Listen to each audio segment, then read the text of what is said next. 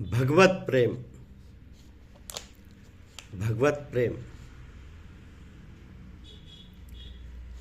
भगवत प्रेम के अतिरिक्त किसी अन्य वस्तु का लगाव दिल में होना राग है। राग।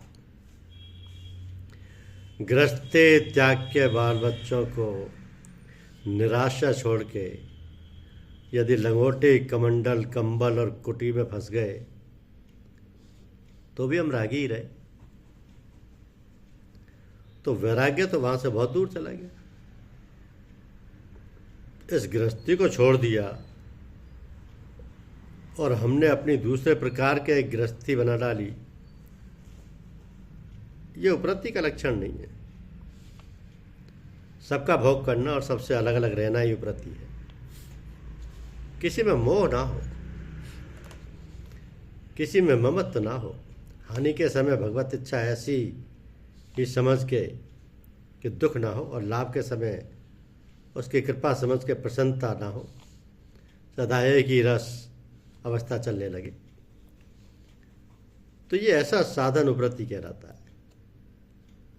उपरति में सफल होने वाला साधक चाहे घर में रहे और चाहे वन में, उसके लिए एक जैसे ही।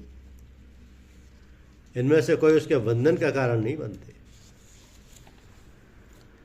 जो भगवान को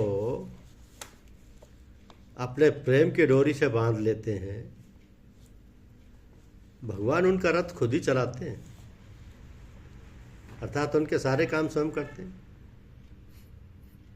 कि हे सखा अर्जुन नहीं तुझसे कभी न्यारे हुए, साथ साए की तरह है चक्र को धारे हुए। प्रेम की डोरी से तुमने बांध कर काबू किया, हाँकते हैं रथ तुम्हारा प्रेम के मारे हुए। अब ये संसार क्या है इसको भी समझ लेना चाहिए, नहीं तो भूल हो जाने का संदेह रहेगा। संसार रुपया पैसा स्त्री घर और मकान नहीं है, बल्कि ईश्वर को भूल जाने और माया को ही सबको समझ लेने को संसार कहते हैं।